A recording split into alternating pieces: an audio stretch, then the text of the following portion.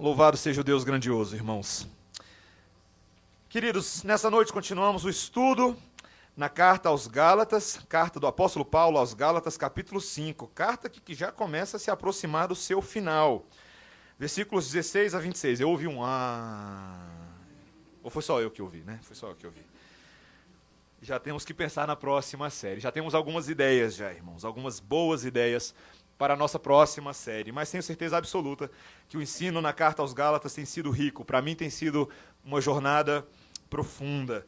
Gálatas 5, versículos 16 a 26. Texto muito conhecido de muitos irmãos e que pretendemos gastar um tempo precioso nele nessa noite, compreendendo o ensino do apóstolo Paulo nessa passagem e, ao mesmo tempo, esclarecendo alguns erros de entendimento que nós possuímos nessa passagem também, alguns erros que às vezes são populares. Pedimos ao Senhor que nos abençoe no estudo dessa palavra na noite. Gálatas 5, versículos 16 a 26. Assim diz a palavra do Senhor, irmãos. Digo, porém, andai no Espírito e jamais satisfareis a concupiscência da carne. Porque a carne milita contra o Espírito, e o Espírito contra a carne, porque são opostos entre si, para que não façais o que porventura seja do vosso querer. Mas se sois guiados pelo Espírito, não estáis sob a lei. Ora, as obras da carne são conhecidas, e são prostituição, impureza, lascívia, idolatria, feitiçarias, inimizades, porfias, ciúmes, iras, discórdias, dissensões, facções, invejas, bebedices, glutonarias e coisas semelhantes a estas, a respeito das quais eu vos declaro, como já outrora vos preveni, que não herdarão o reino de Deus os que tais coisas praticam. Mas o fruto do Espírito é amor, alegria, paz, longanimidade, benignidade, bondade, fidelidade, mansidão, domínio próprio. Contra estas coisas não há lei. E os que são de Cristo Jesus crucificaram a carne com as suas paixões e concupiscências. Se vivemos no Espírito, andemos também no Espírito. Não nos deixemos possuir de vanglória, provocando uns aos outros, tendo inveja uns dos outros. Até aqui a palavra do Senhor. Vamos orar mais uma vez, irmãos? Senhor, quão maravilhoso é poder ouvir a Tua palavra nessa noite. Obrigado, Senhor, pelo privilégio de lermos esse texto que é tão profundo, que nos fala tanto, que comunica tanto da Tua sabedoria. Minha oração por mim e pelos meus irmãos nessa noite, ó Pai, é que o Senhor desanuvie a nossa mente de quaisquer empecilhos e obstáculos ao entendimento espiritual da Tua vontade. Dá a nós atenção, ó Pai, dá a nós sede e fome do Teu aprendizado, da Tua instrução. Ajuda-me, ó Pai, nessa noite a comunicar o Evangelho de forma fiel aos meus irmãos. Essa é a minha oração no nome de Jesus. Amém. Sexta-feira desta semana, há algo que vai acontecer neste país. E o que é que vai acontecer? O que vai começar nessa sexta-feira à noite? Olimpíadas. Qual que é o tema das Olimpíadas? Eu não sei cantar o tema das Olimpíadas. Se eu soubesse cantar, eu cantaria. Mas eu sei que vai ser uma festa, irmãos. Teremos a abertura das Olimpíadas 2016, Rio 2016. Quem diria que o nosso país um dia seria anfitrião das Olimpíadas, nas atuais circunstâncias que nós estamos, não é verdade? Zika vírus para cá, política para lá, e estamos tendo Olimpíadas no país. Mas fato é, meus irmãos, é que as Olimpíadas são um momento único no mundo inteiro.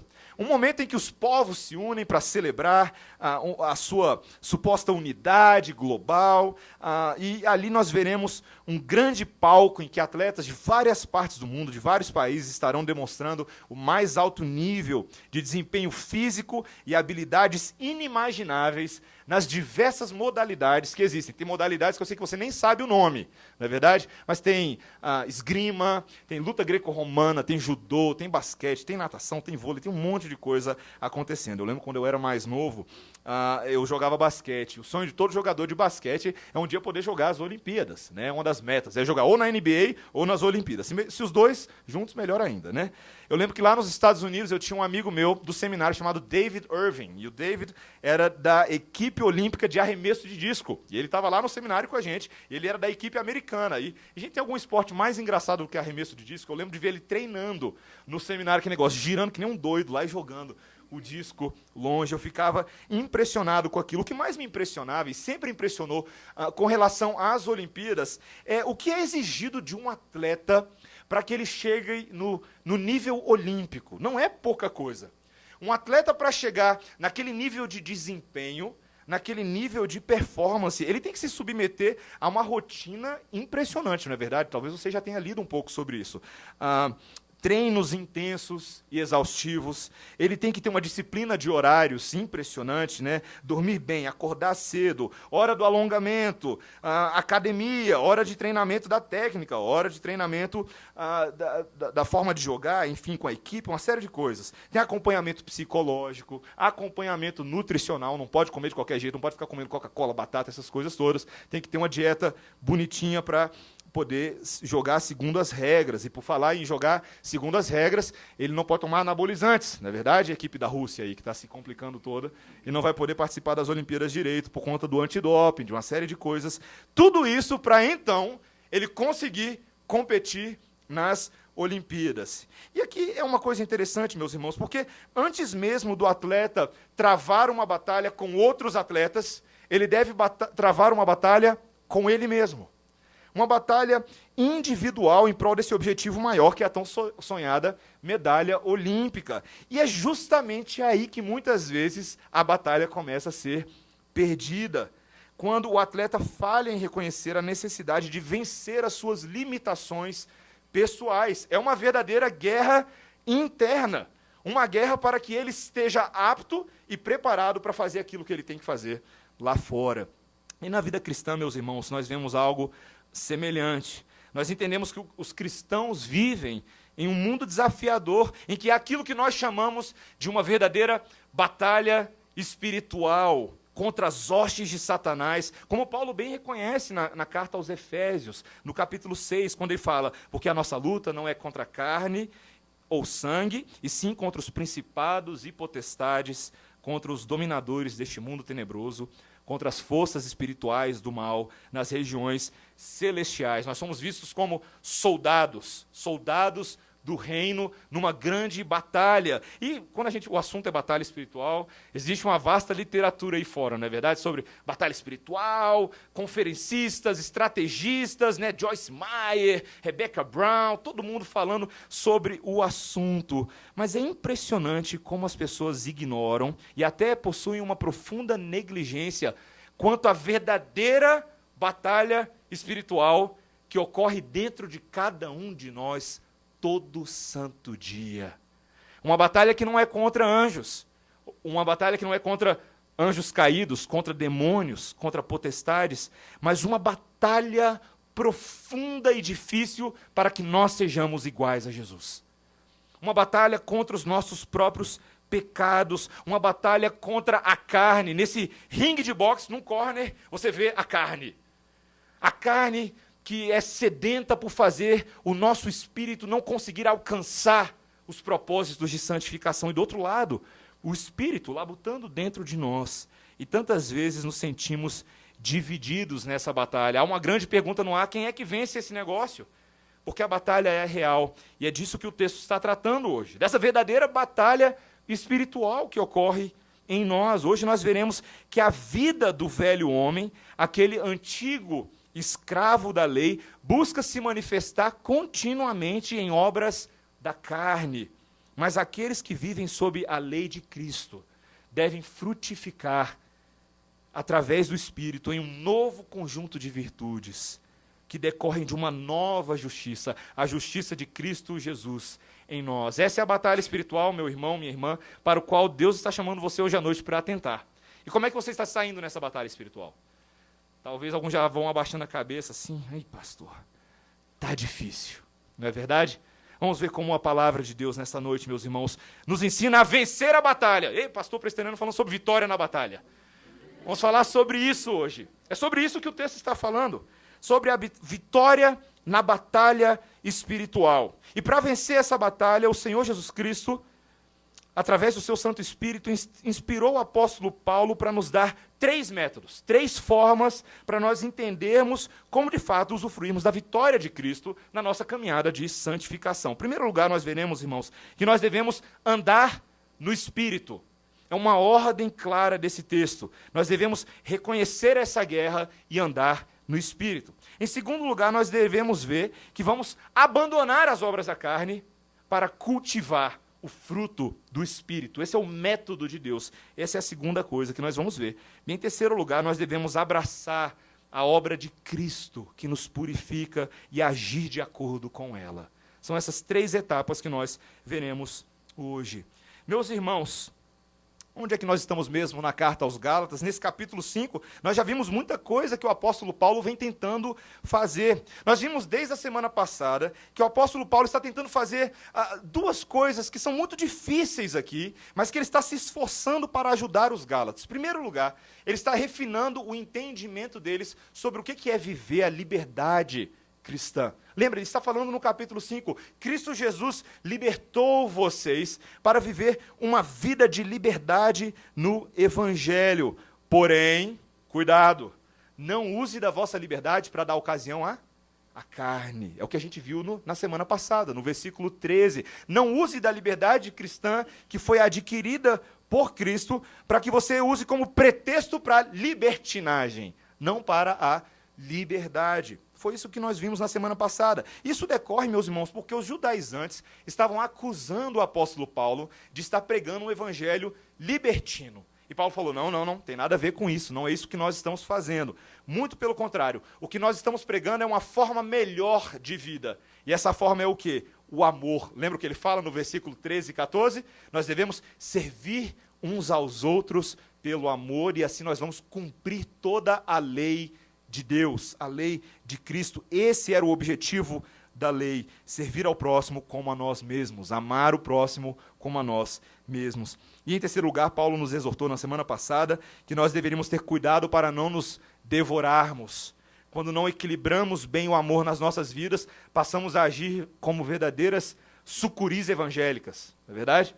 Querendo nos engolir uns aos outros, devorar uns aos outros. Se nós agimos com legalismo, nós fazemos isso. Se nós agimos com libertinagem, com antinomismo, nós também fazemos isso. Temos que ter cuidado. E aqui agora o apóstolo Paulo, meus irmãos, no verso 16, depois de ele ter contrastado a carne com o amor, agora Paulo a contrasta com o Espírito. Olha o versículo 16. Digo, porém, andai no Espírito, e jamais satisfareis a concupiscência da carne. Eu gosto desse uso, dessa conjunção adversativa, porém.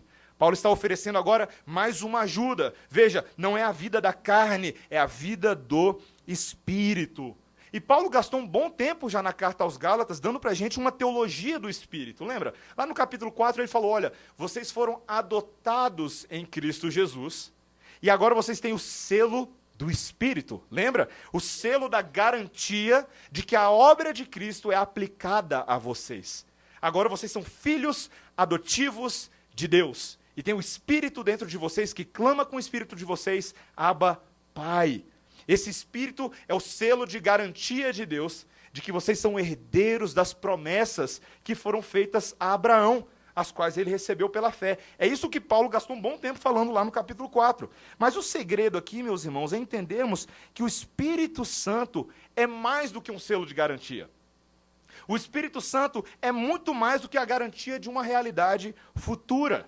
Entenda isso. O Espírito Santo é o próprio Deus vivo agindo dentro de você agora, neste exato momento, dinamicamente, continuamente, diariamente. Então, Paulo está dando para a gente o primeiro grande segredo para se começar a vencer essa batalha.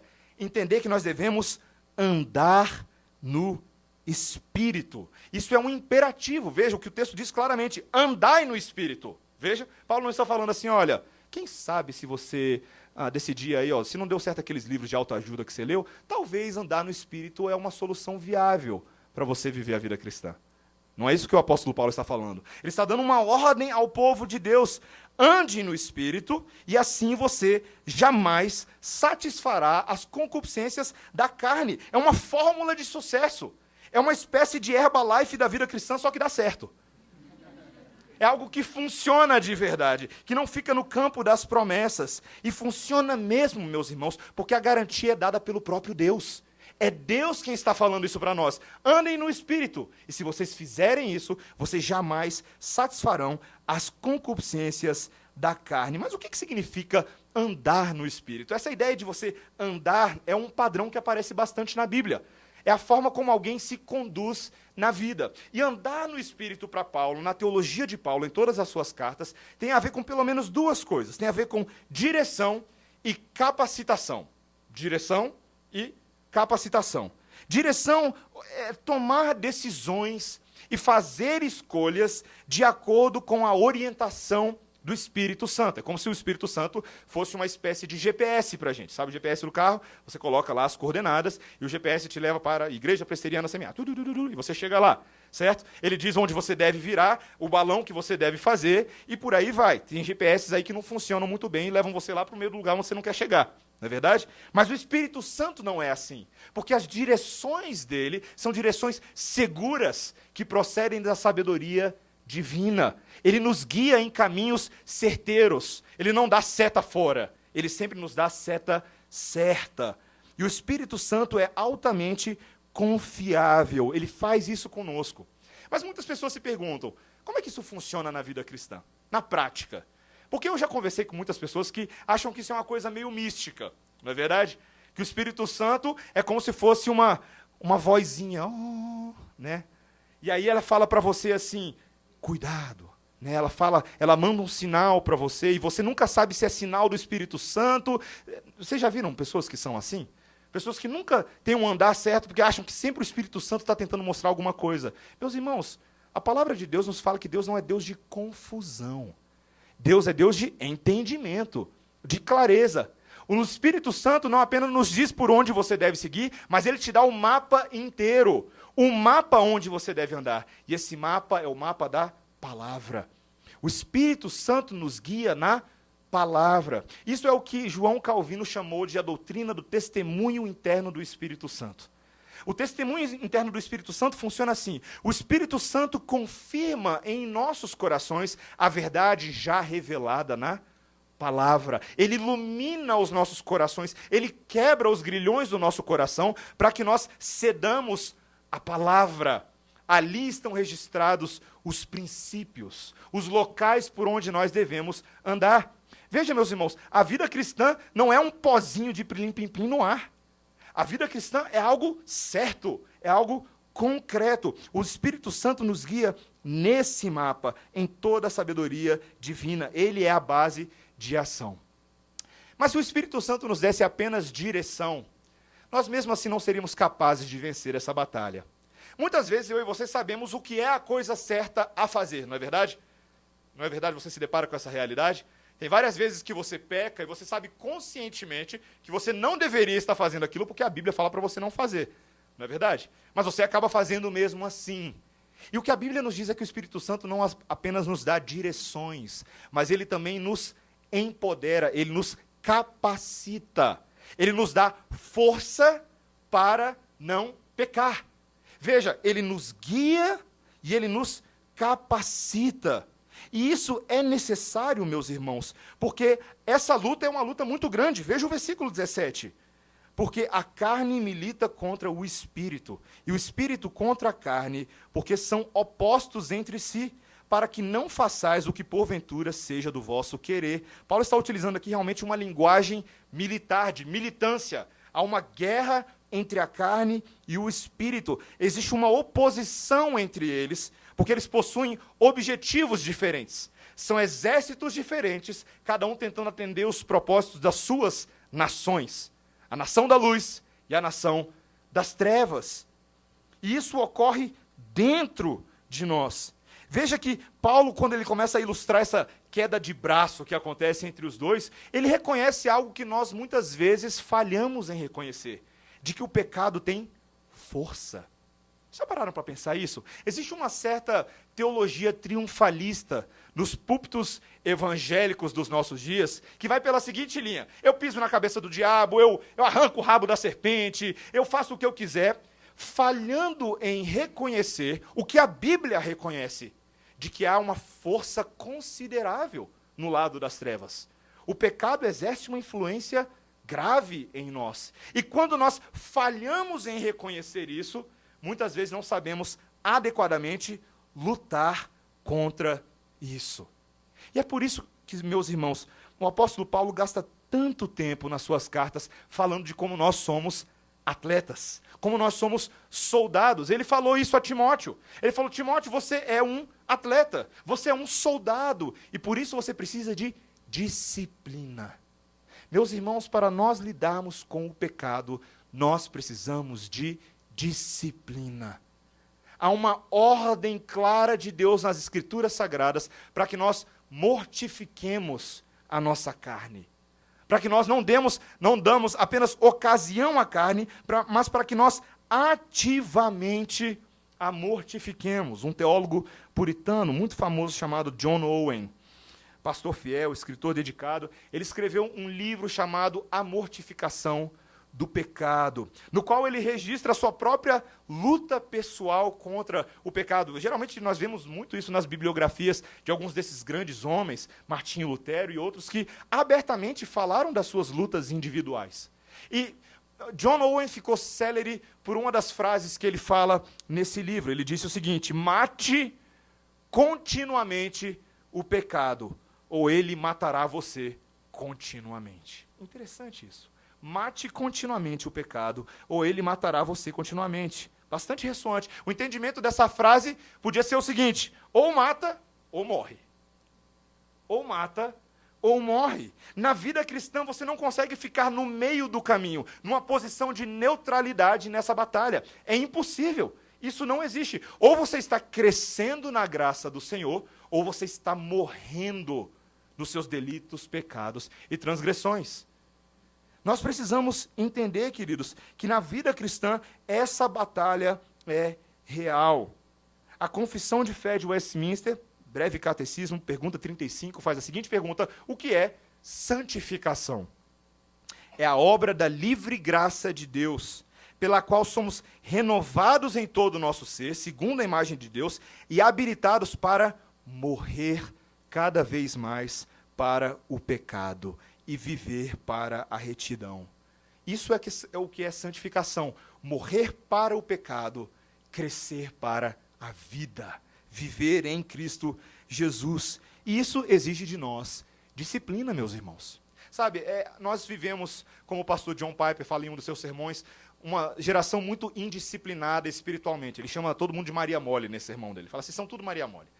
A gente não gosta muito quando alguém vira para a gente e fala assim: olha, você precisa ser disciplinado. Você precisa de uma academia espiritual na sua vida. Você precisa de horários. Você precisa de alimento bom. Você precisa de uma série de exercícios que fortalecerão seus músculos espirituais, como uma academia funciona. E eu pergunto para você, meu irmão, minha irmã, hoje à noite, você tem exercitado os seus músculos espirituais? Você está acordando cedinho para a Smart Fit do Senhor? Você tem se exercitado nos meios de graça que o Senhor nos deu gratuitamente para que cresçamos? Vida de oração, leitura da palavra.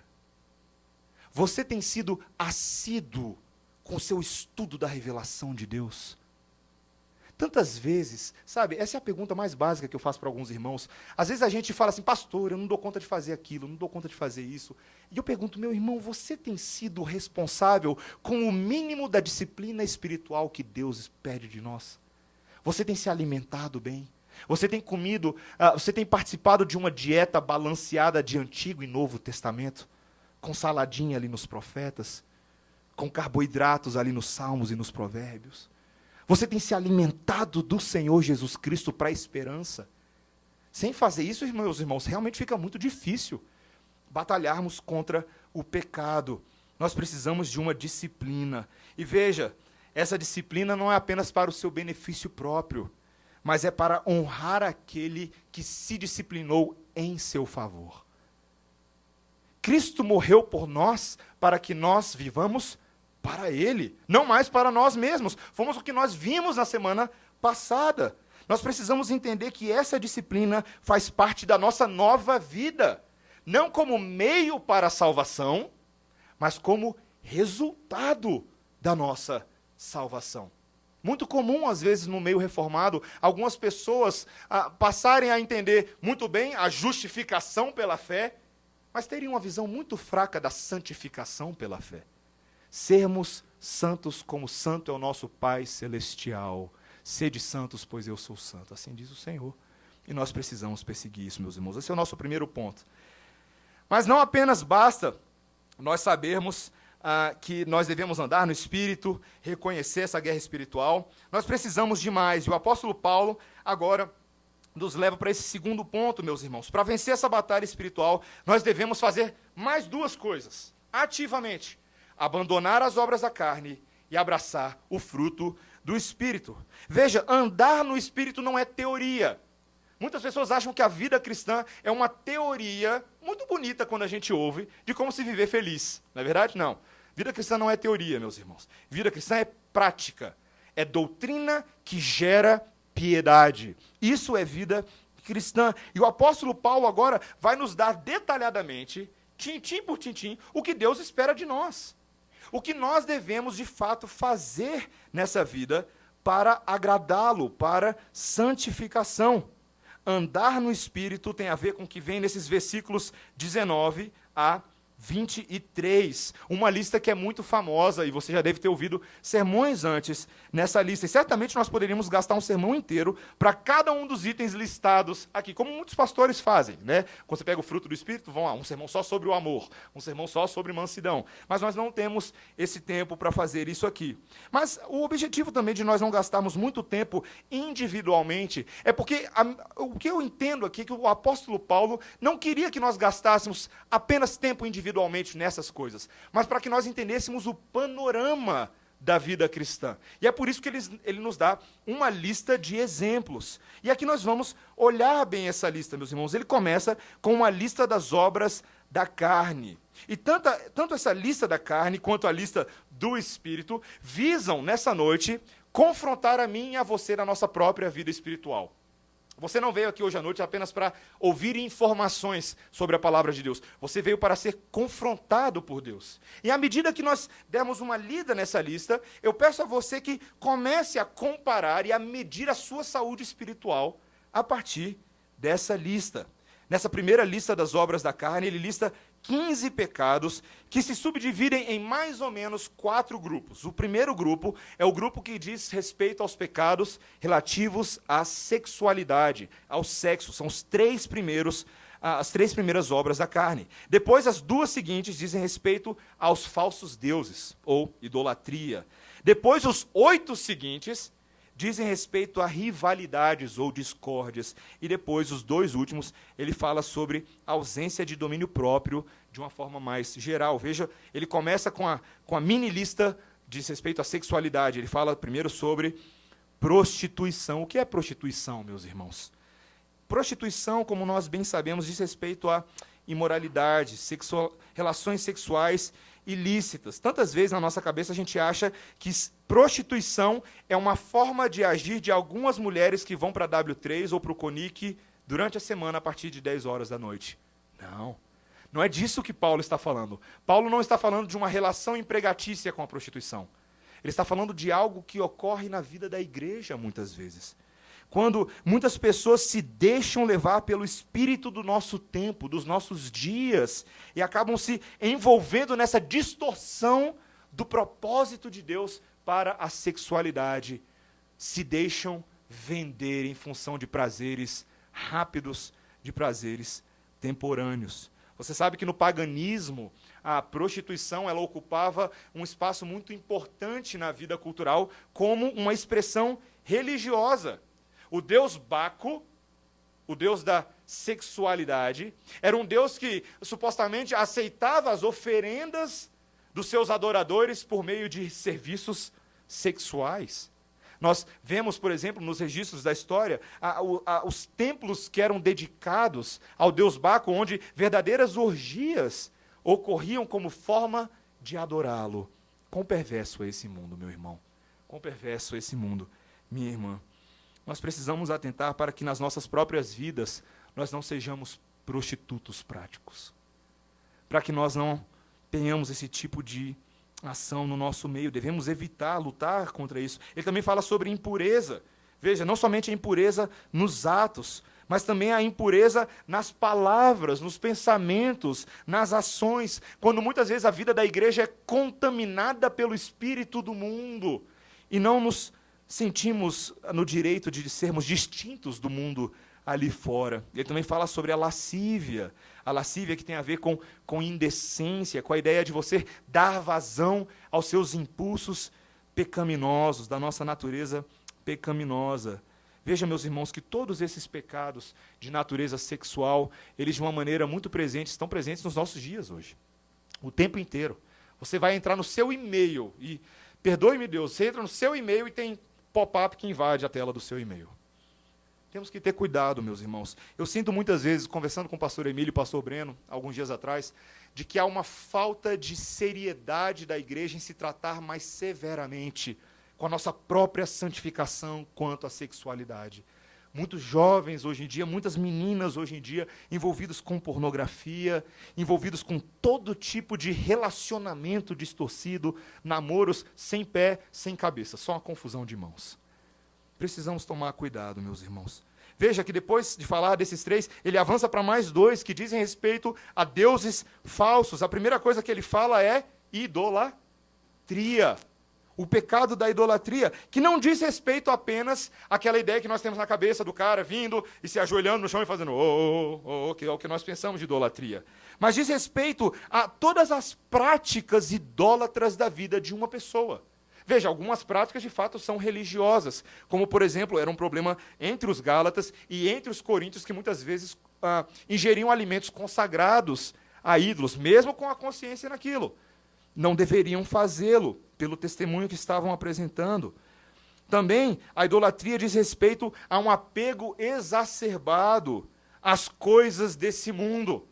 Avareza, idolatria. Consumerismo excessivo, idolatria. Prazeres e entretenimentos dispostos à torta e à direita, ambições desproporcionais, idolatria.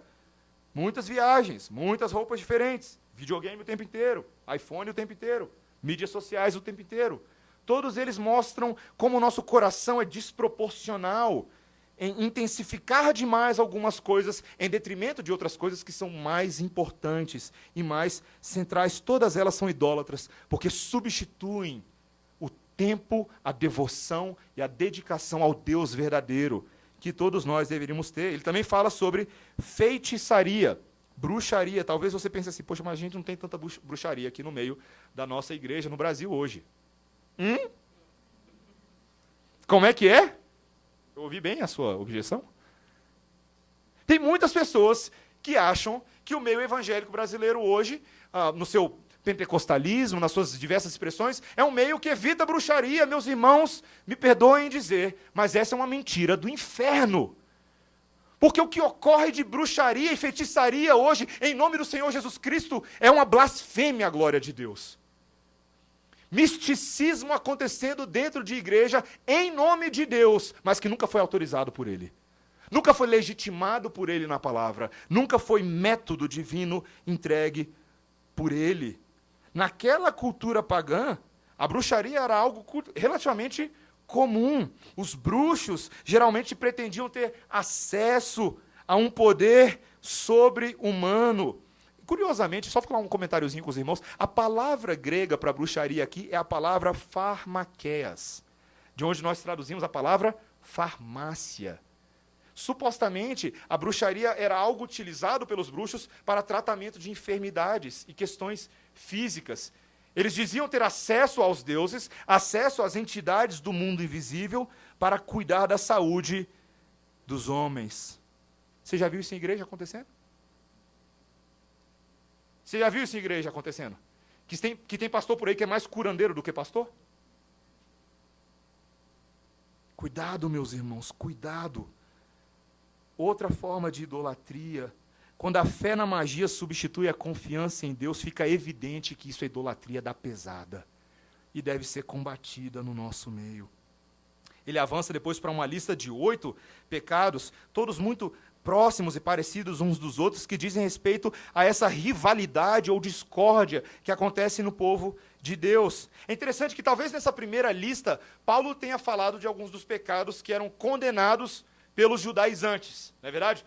Os judaizantes condenavam, olha a prostituição entre os gálatas, olha a lascívia entre os gálatas, olha a bruxaria dos gálatas. Mas esses pecados aqui eram os pecados agora que os judaizantes cometiam. E eles eram especialistas em fazer isso. Veja, a primeira coisa que ele fala, inimizades, contendas, hostilidade no meio do povo de Deus. Porfias, né, uma palavra que a gente não usa muito, mas tem a ver com disputas, rixas, quando alguém que começa a tomar partido e cada partidário passa a adorar fielmente sua opinião, ou a sua preferência, ou o seu líder ou herói público, político, ideológico. Você tem Facebook? Alguém aí tem Facebook? Pois é, deleta aquele negócio, não está servindo para nada. Isso aqui acontece demais no Facebook.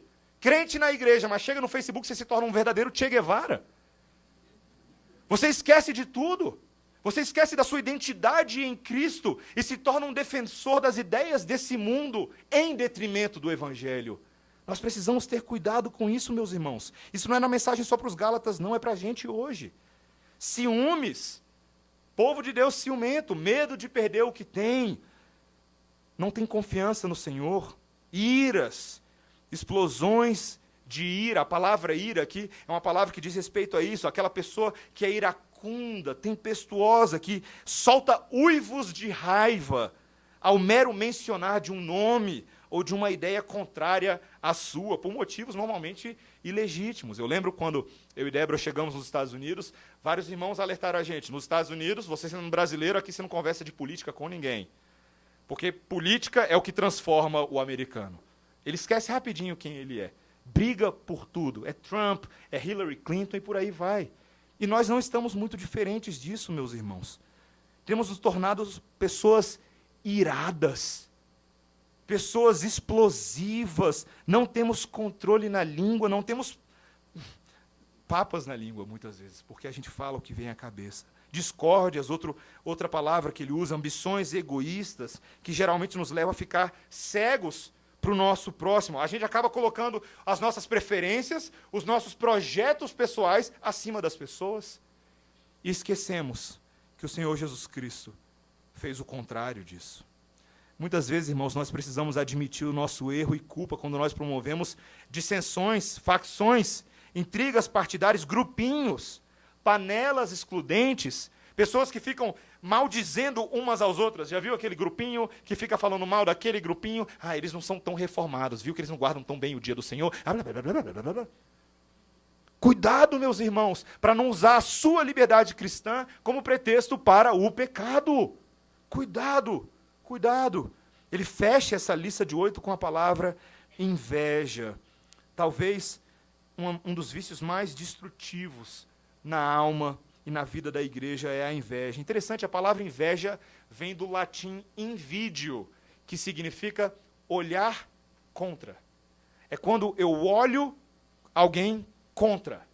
Quando brota no meu coração aquele desagrado por ver na vida da pessoa algo que ela tem e eu não tenho.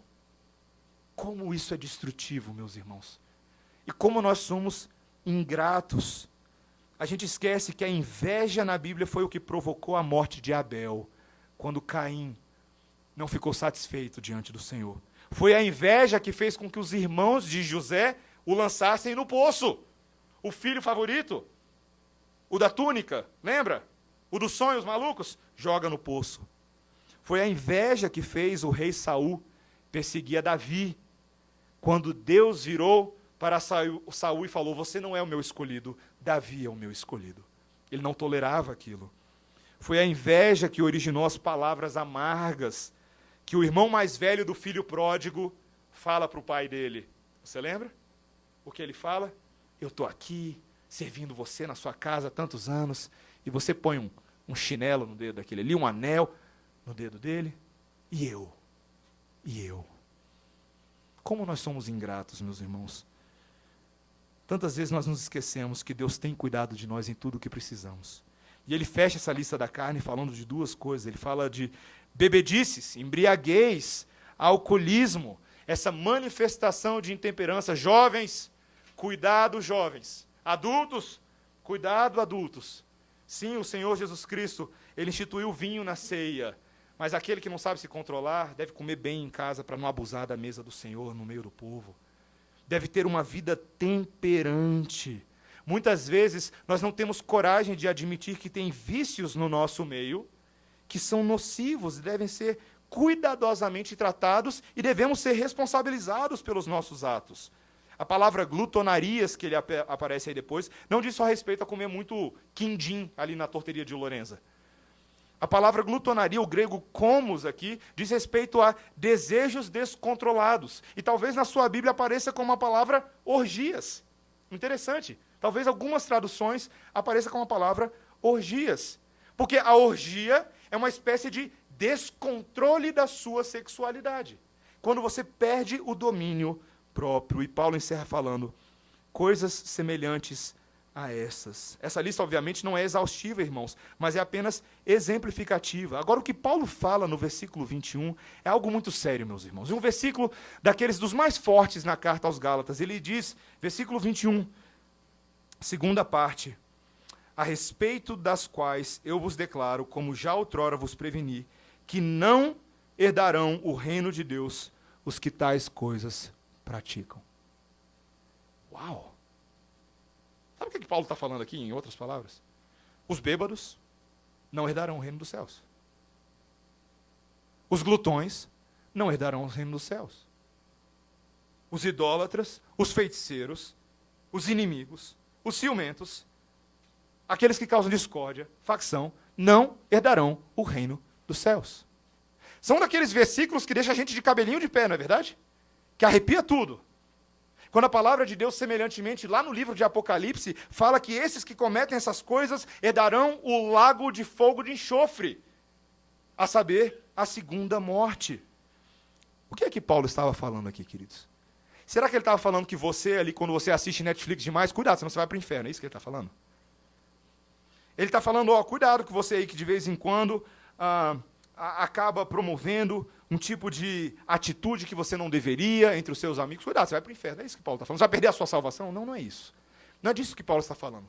Paulo está falando que existe uma diferença entre aqueles que cometem isso esporadicamente e aqueles cujo estilo de vida é caracterizado por essas coisas, cuja identidade está nessas coisas. É o que o livro de Apocalipse fala lá na frente. Muitas vezes, pecadores são apenas pecadores, que só vivem pecando à torta e à direita. Não são filhos de Deus que pecam eventualmente, são pessoas que abraçaram a sua identidade pecadora. O que Paulo está falando é que, possivelmente, muitos desses que vivem uma vida dessa forma, sem nenhum tipo de freio, sem nenhum tipo de consciência, muitas vezes não são irmãos, não são salvos, não são filhos de Deus. E o que Paulo está fazendo é alertando a mim e a você, cuidado para não ter um estilo de vida semelhante a essas pessoas. Cuidado para não viver dessa forma. Em vez disso, substitua esse estilo de vida pelo que ele fala no versículo 22, primeira parte. Mas o fruto do Espírito. O fruto do Espírito.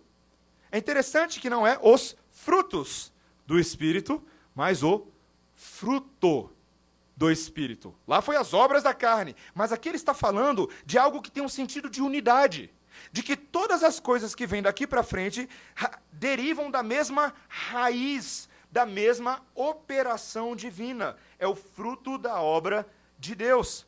O que Paulo vai falar aqui para a gente é que essas 9 virtudes que vão aparecer aqui em diante devem estar todas no pacote.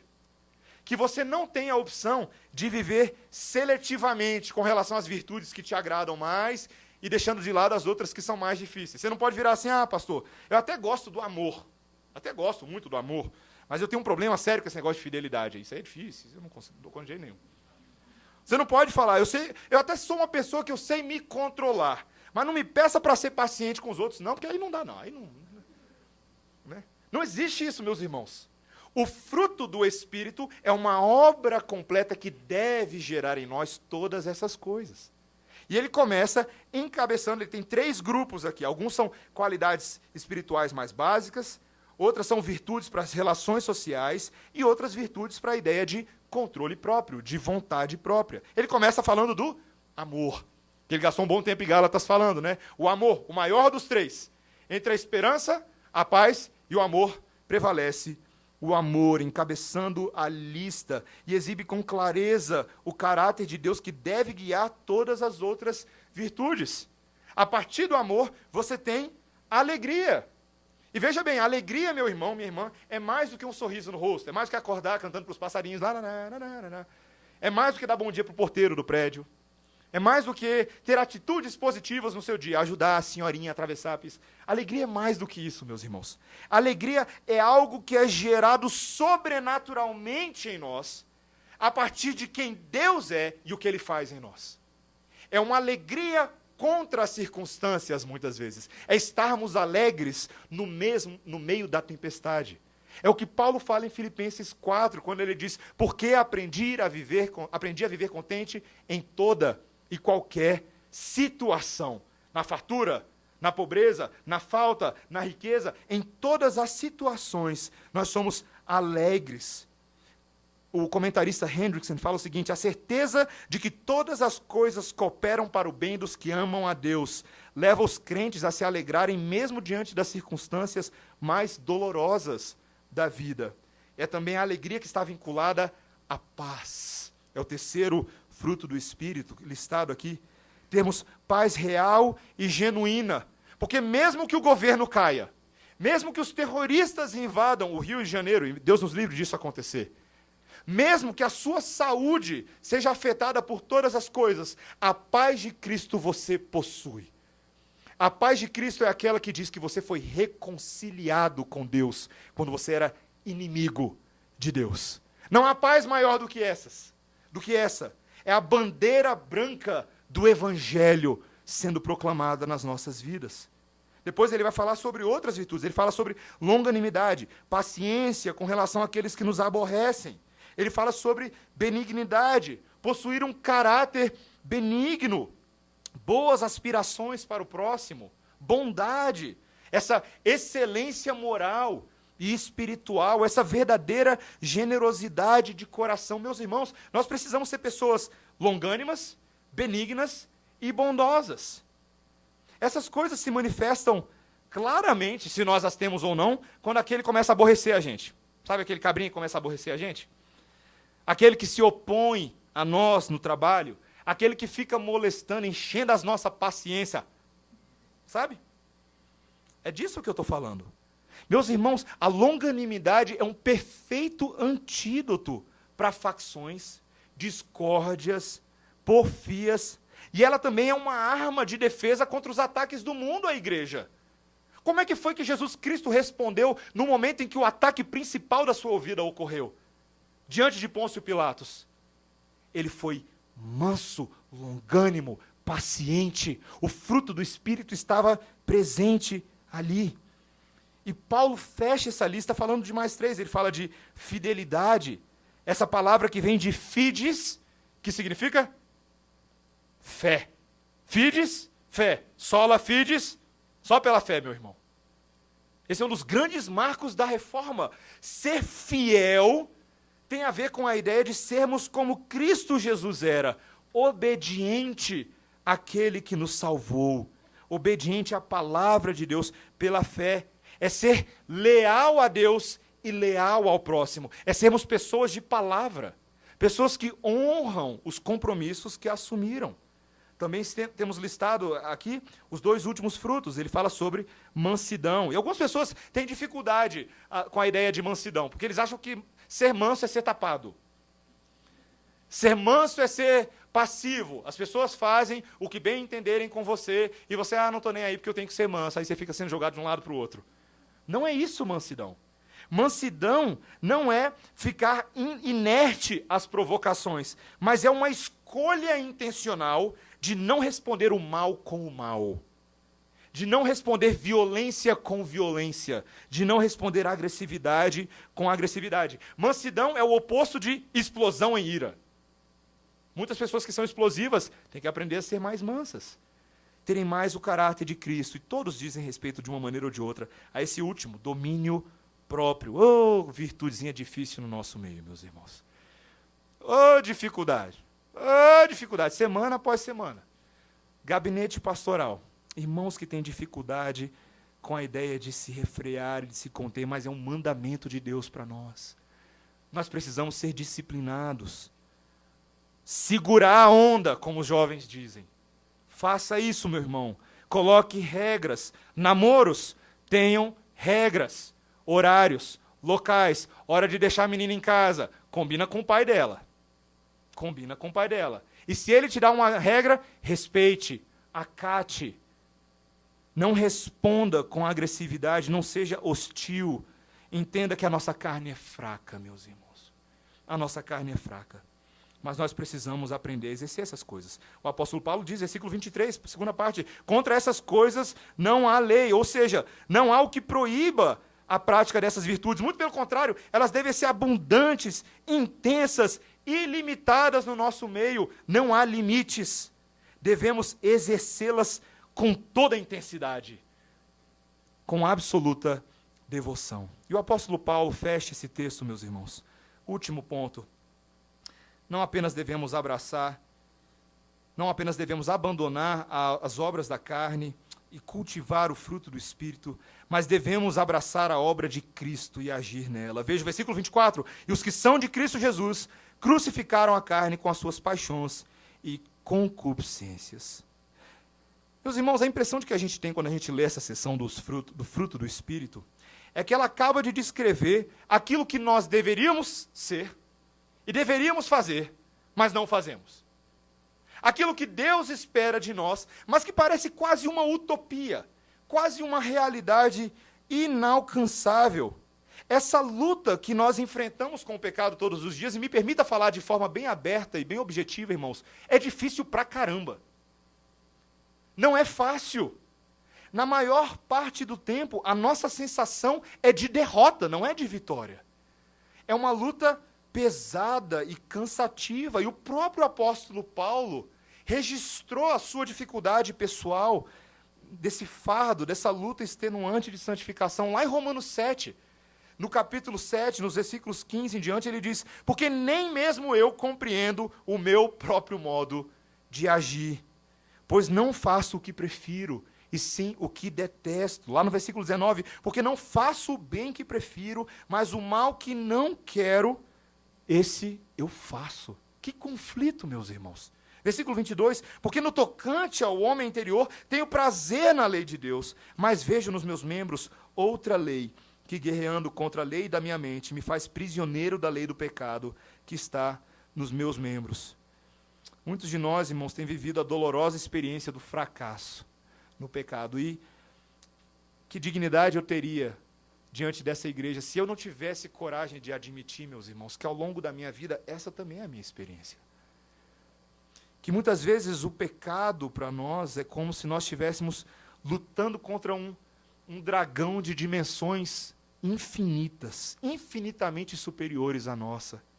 Como se a gente estivesse tentando escapar de um quarto sombrio, avançando contra as paredes desse quarto, mas em vez de cederem às paredes, elas continuam se fechando sobre nós, nos sufocando, criando claustrofobia espiritual, nos paralisando e nos impedindo de desfrutar da alegria da nossa salvação. Meus irmãos, eu lembro na minha vida de momentos em que os pecados se acumularam de tal forma que não havia mais alegria na minha salvação. Você já se sentiu assim?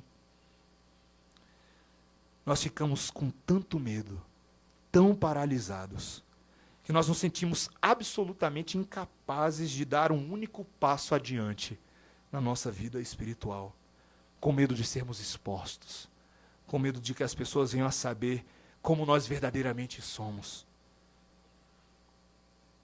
O apóstolo Paulo falou no versículo 24, capítulo 7 de Romanos: desventurado homem que sou, quem me livrará do corpo dessa morte? Como é que foi que o grande apóstolo Paulo, que teve coragem de confessar isso, como é que foi que ele respondeu isso, meus irmãos? Você que está aqui hoje à noite, você que foi trazido aqui pelo Santo Deus, como é que a gente faz quando isso acontece? O que a gente faz? Para onde que a gente corre? Eu quero te dar uma resposta bem sincera, meu irmão, minha irmã. Não há para onde correr. Só tem uma única saída. Versículo 25 do capítulo 7 de Romanos. Só ouça, não precisa abrir lá, só ouça. Paulo responde: graças a Deus por Jesus Cristo, nosso Senhor. Graças a Deus por Jesus Cristo, nosso Senhor. E o que ele começa a falar no capítulo 8 de Romanos é algo, meus irmãos, é algo que deveria fazer o seu coração explodir de esperança hoje à noite, porque ele diz no versículo 1 do capítulo 8: agora, pois, já nenhuma condenação há para os que estão em Cristo Jesus. Porque a lei do Espírito da vida em Cristo Jesus te livrou da lei do pecado e da morte.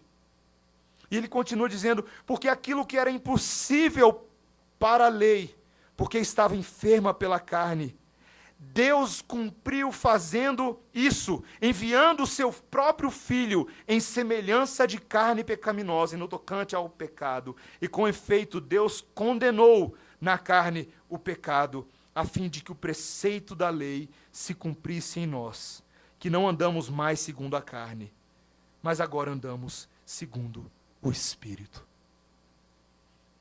Meus irmãos, Cristo Jesus é a resposta.